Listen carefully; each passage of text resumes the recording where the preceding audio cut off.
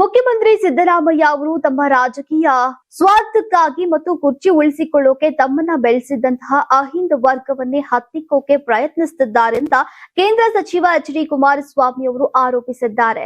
ಮುಖ್ಯಮಂತ್ರಿಗಳ ಅವಕಾಶವಾದಿ ರಾಜಕಾರಣ ಯಾವ ರೀತಿ ಇರತ್ತೆ ಅನ್ನೋದು ದಾವಣಗೆರೆ ದಕ್ಷಿಣ ವಿಧಾನಸಭಾ ಕ್ಷೇತ್ರದ ಉಪಚುನಾವಣೆಯಲ್ಲಿ ಜಹಜ್ಜಾಗೀರು ಆಗಿದೆ. ಈಗ ಅಹಿಂದ ವರ್ಗದಲ್ಲೇ ಪ್ರಮುಖ ಭಾಗವಾಗಿರುವಂತಹ ಮುಸ್ಲಿಂ ಜನಾಂಗದ ಮತಗಳಿಂದಾನೇ ರಾಜಕೀಯ ಶಕ್ತಿಯನ್ನ ಬಳಸಿಕೊಂಡ ಸಿದ್ದರಾಮಯ್ಯನವರು ಈಗ ನೋಡಿದ್ರೆ ಕಣದಲ್ಲಿರುವಂತಹ ಯಾವೊಬ್ಬ ಮುಸ್ಲಿಂ ಅಭ್ಯರ್ಥಿಗೂ ಮತ ಹಾಕಬೇಡಿ ಅಂತ ಬಹಿರಂಗವಾಗಿ ಕರೆ ನೀಡಿದ್ದಾರೆ. ನೀವು ಸಣ್ಣ ಆಗ್ಬೇಕಲ್ವಾ? ಅದು ಒಂದು ಉತ್ತಮ ಆಹಾರದಿಂದ ಸಣ್ಣ ಆಗ್ಬೇಕಲ್ವಾ? ಪ್ರತಿದಿನ ನಮ್ಮ ಜೀನಿ ಸ್ಲಿಮ್ ನ ಯೂಸ್ ಮಾಡಿ ಯಾವುದೇ ಸೈಡ್ ಎಫೆಕ್ಟ್ ಇಲ್ದಂಗೆ ನೀವು ಸಣ್ಣ ಆಗ್ತೀರಾ.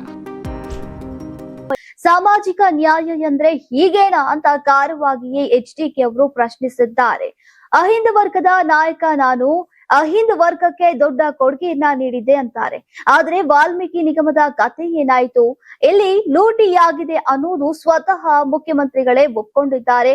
ದೇವರಾಜ್ ಅರಸು ನಿಗಮದ ಮೂಲಕ ಬಡವರಿಗೆ ನೀಡಲಾಗುವಂತಹ ಗಂಗಾ ಕಲ್ಯಾಣ ಯೋಜನೆಯಲ್ಲೂ ಕೂಡ ಲೂಟಿ ಆಗಿದೆ. ಈಗ ಒಬ್ರು ಇಬ್ಬರಿಗೆ ಮಾತ್ರ ಈ ಸೌಲಭ್ಯ ಸಿಗ್ತಾ ಇದೆ. ಅಂತಹ ಯೋಜನೆಯನ್ನ ಕೂಡ ಇವರು ಬಿಟ್ಟಿಲ್ಲ. ಈಗ ಉಪಚುನಾವಣೆಯನ್ನ ಹೇಗಾದ್ರೂ ಗೆಲ್ಲಲೇಬೇಕು ಅಂತ ಇಡೀ ಸರ್ಕಾರ ಆಡಳಿತವನ್ನ ಗಾಳಿಗೆ ಬಿಟ್ಟು ದಾವಣಗೆರೆಯಲ್ಲಿ ಮೊಕ್ಕಾಂ ಹೂಡಿದೆ.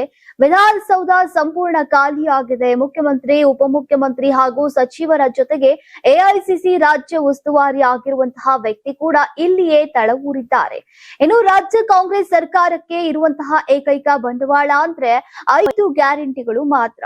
ಅವುಗಳನ್ನ ಕೂಡ ಮನಸ್ಸು ಇಚ್ಛೆ ಬೇಕಾಬಿಟ್ಟಿಯಾಗಿ ನೀಡ್ತಾ ಇದ್ದಾರೆ. ಈಗ ಗೃಹಲಕ್ಷ್ಮಿ ಹಣ ಬಾಕಿ ಉಳಿಸಿಕೊಂಡು ಎಲೆಕ್ಷನ್ ಬಂದಾಗ ಮಹಿಳೆಯರ ಬ್ಯಾಂಕ್ ಖಾತೆಗಳಿಗೆ ಜಮೆಯನ್ನ ಮಾಡ್ತಿದ್ದಾರೆ. ಉಳಿದಂತೆ ಸರ್ಕಾರದ ಸಾಧನೆ ಶೂನ್ಯ. ಕಳೆದ 3 ವರ್ಷಗಳಲ್ಲಿ ಇವರು ಮಾಡಿದಂತಹ ಸಾಧನೆ ಏನೇನೂ ಇಲ್ಲ ಅನ್ನೋದು ನನ್ನ ಸ್ಪಷ್ಟ ಅಭಿಪ್ರಾಯ. ದುರ್ಬೀನು ಹಾಕಿ ಹುಡುಕಿದ್ರು ಕೂಡ ಏನೂ ಸಿಗೋದಿಲ್ಲ ಅಂತ ಎಚ್.ಡಿ. ಕುಮಾರಸ್ವಾಮಿ ಅವರು ಟೀಕಿಸಿದ್ದಾರೆ.